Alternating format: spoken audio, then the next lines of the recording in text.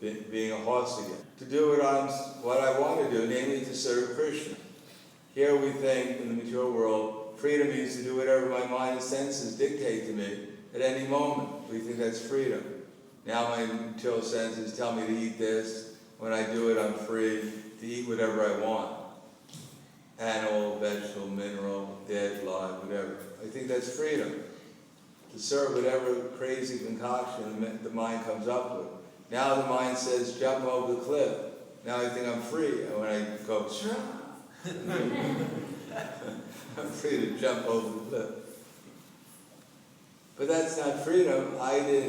It was the mind who told me to jump over the cliff. I was free to serve the mind. Krishna gives us that freedom.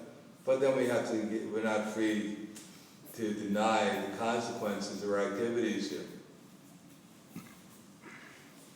When we land and we get crushed by the rocks below, we think, well, what happened? I thought I was free. But you're not free to put your body back together again. Now you're taking away whatever freedom you have in this material existence by your free will, by your free choice. You just made the wrong decision. But in the spiritual world, when our only desire is to serve Krishna, and the Krishna is the reservoir of pleasure, whatever we do is beneficial for ourselves, for Krishna, and for everyone else. So that's real freedom. And Krishna is so kind that he even arranges the material world, the spiritual world, in order to fulfill our desire to serve him. Every queen in Dwarka, Krishna is living with her, and Krishna is manifesting his personal form, just to satisfy that particular queen. So every form of Krishna in every palace is slightly different to fulfill the desires of the queen. So as the queens want to fulfill Krishna's desires, so Krishna manifests himself in a way to fulfill the desires of every one of the living entities who want to serve him. So Krishna is free to do that because that's what he wants to do. The living entity is free to do what he wants, namely to serve Krishna. So that's real freedom. Everything else is not freedom. Once we're put into the jail cell, we're no longer free. We may think, this is exactly the jail cell I wanted. This is why I did all those criminal activities. That's why I stole, robbed, and killed, did everything else, so I can get this jail cell. And now I'm free to do everything. Anytime I want to walk up and down the jail cell, I'm free to do it. So now I'm really free. But actually, we limited our freedom by our criminal activities. And now our so-called freedom is quite limited. We can't choose what to eat. We can't choose where to go. We can't choose. All we can do is imagine that now we're free. That I used my freedom. I went against the law. I went against the justice system. I was completely free. Yes, I was free to put myself in a jail cell and suffer. So I was certainly free to do that. But real freedom is when I properly utilize my free will in such a way as I actually expand my freedom. So I can actually do what I really want to do, namely to serve Krishna. And why do we want to serve Krishna? As it mentions here, because Krishna is the reservoir of unlimited pleasure. We want unlimited pleasure. We want to merge into a reservoir of unlimited pleasure. But here we're constrained by tasting something, smelling something, hearing something, and we think if I can do that, then I'm very fortunate. If I can get my favorite ice cream and eat it for a few seconds or a few minutes, then I've actually fulfilled my desire. But actually I want unlimited ice cream, forever. And all varieties of flavor, and with the ability to digest it without any consequences. So, the spiritual world, when our senses are Krishnaized, in every form, every pleasure, all the time, forever. And then our real nature is manifested. We serve in the unlimited Supreme, in the particular way that we want to serve Krishna.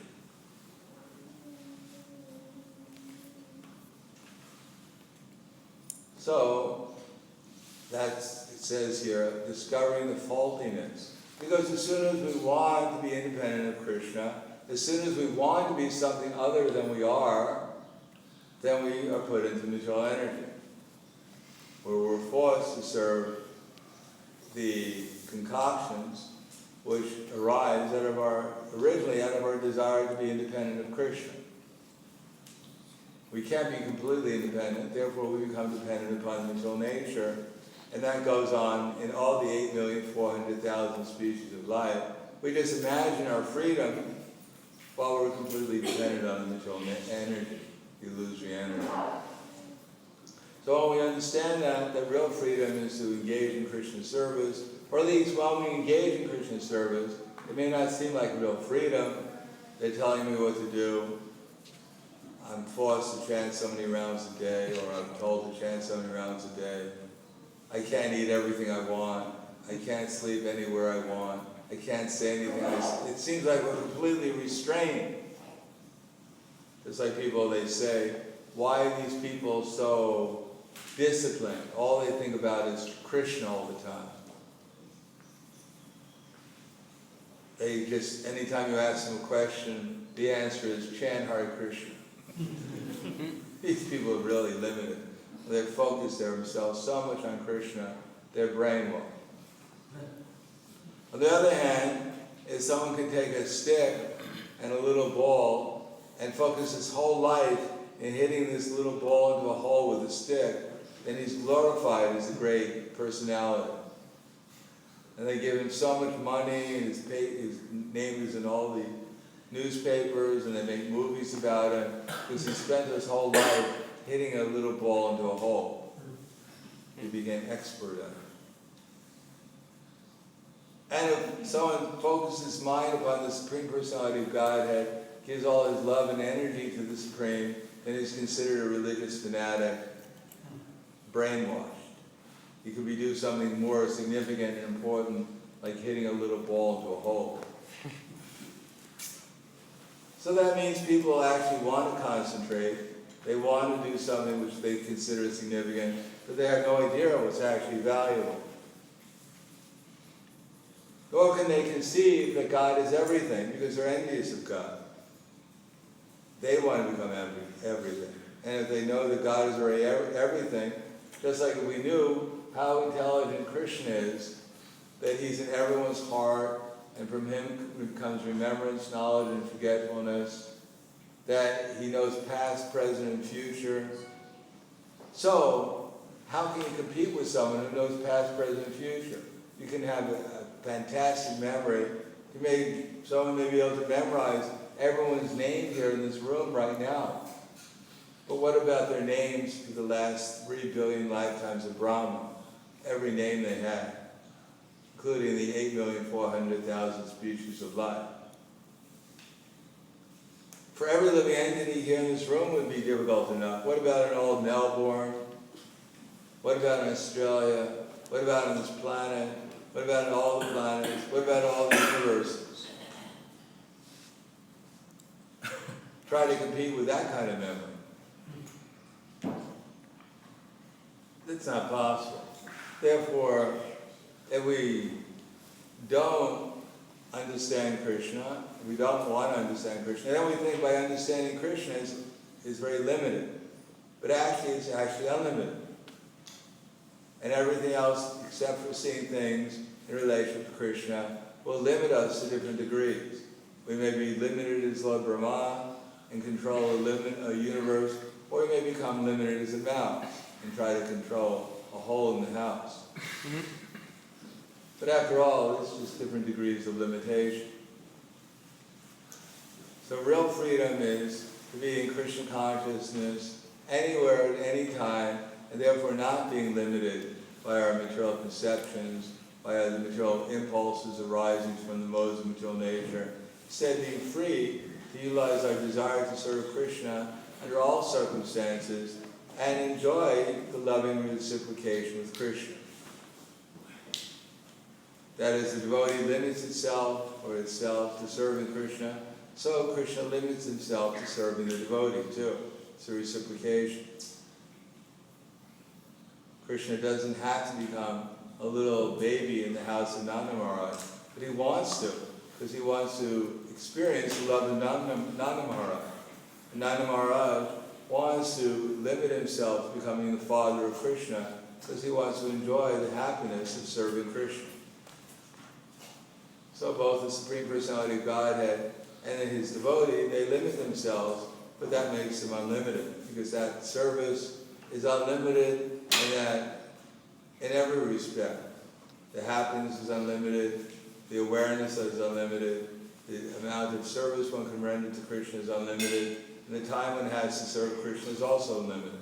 So one actually merges into unlimited freedom to serve Krishna exactly as we want, and Krishna is very kind that he accepts that service exactly the way we want to render it to him. So, I'll stop here. Any questions, comments? Yes? I get this preposterous thought that I wanted to enjoy separately from Krishna, and that's why I fell into and wanted to be like Krishna as well, and that's why I fell into this material world. So where all this difficulty, it's not that easy to enjoy basically. So why did Krishna create another spiritual world, like original spiritual world, and where I can become like Krishna and have my own gopis, gopas, I can do those leelas, pastimes, and really become Krishna? Who's going to take the part of your gopis and gopas?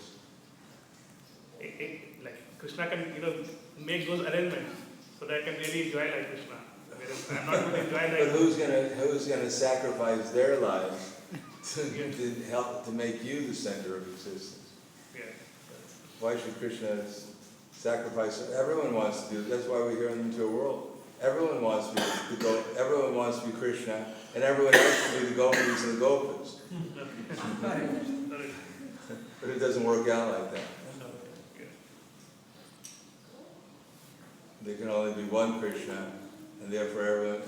And not only that, but why should Krishna put us into an illusion?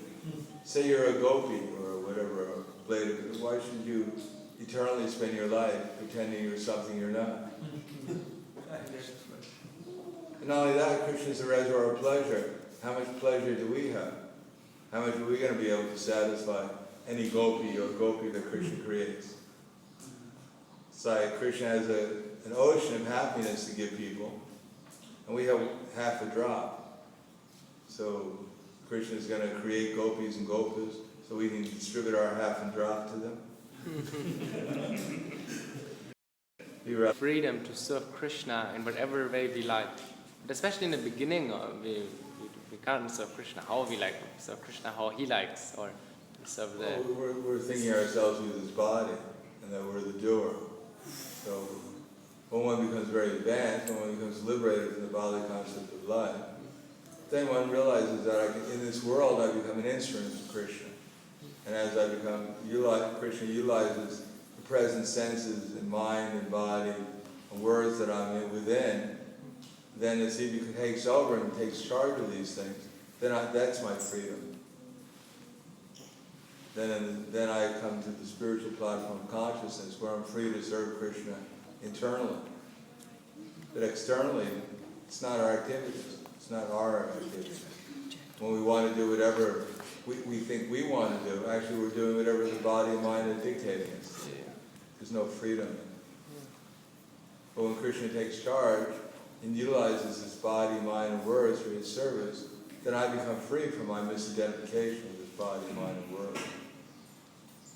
Then I can begin my real life of freedom.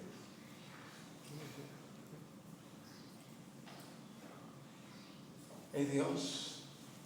Yes. There is people sometimes they say that the living entity can never be free completely because either it's controlled by Maya or either controlled by Krishna. So they find fault in this, that just part of, like you said, you're involved, you cannot become a machine. So they think this is actually faulty. Yeah, they think that's their fault. Yeah. They don't want to accept reality. It's very uncomfortable for them to think that they Yeah, that's why we're all in the material world, because it's uncomfortable, because we've come here to be an illusion. Krishna's very kindly supplied the illusion. Yeah. It's like you dress up as Frankenstein and you get used to it. You spend your whole life as Frankenstein, but you're not Frankenstein. So you've created a whole other world for yourself, except for the real, and you don't live the actual world you're supposed to be living in.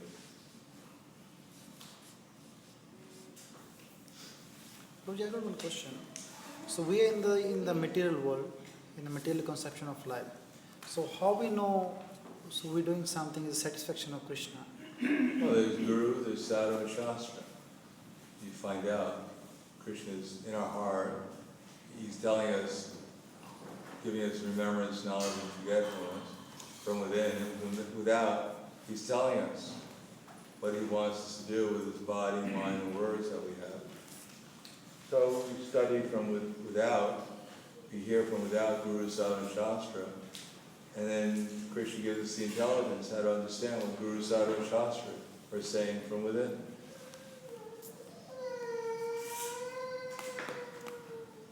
But if we forget Guru, Sadhu, and Shastra, and we are not guided from Krishna within, then we won't know anything. Yes.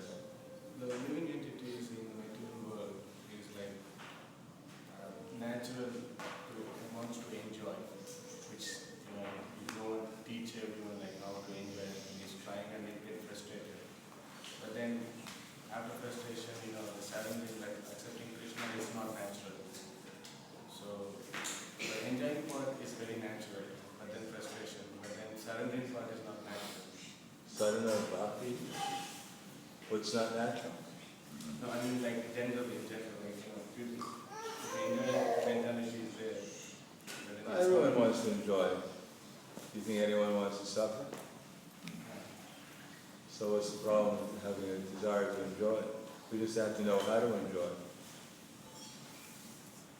In the spiritual world, they know if we want to eat something, we know we put it in the stomach has to receive the food, then we can get the benefit from it. So to know the stomach's supposed to get the food doesn't mean, well, now I know the stomach's supposed to get the food, but we won't give it to the stomach because I don't want to enjoy. No, we give it to the stomach. So we know only when Krishna's happiness, when we feel Krishna's happiness, can we become happy. Because Krishna is the reservoir of happiness. So we know, therefore, my self-interest is to please Krishna. And when we get out of the bodily concept of life and we're merged in pleasing Krishna, then we fall in love with Krishna and we don't even care about our happiness anymore. We're only caring about Krishna's happiness. But right now, we're only caring about this body's happiness. So we're already selfless servant. We're just selflessly serving the body. Even if it makes me miserable, still I serve the body. Even the body's torturing me, still I serve it. I get run over by, just like in Calcutta at Haro Station, some man was on the track and the train came and ran him over, cut off his legs, cut his body in half. So someone ran by and said, "Can I help you?" He said, "Yes, you have a cigarette?"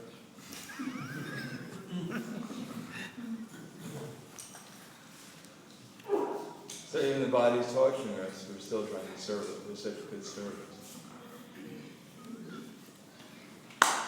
Thank you very much. Śrīmad Bhāgavatam ki jai. Śrīla Prabhupada ki jai.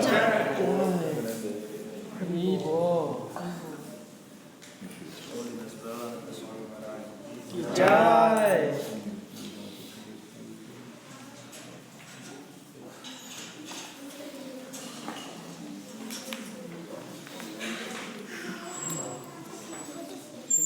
Someone here.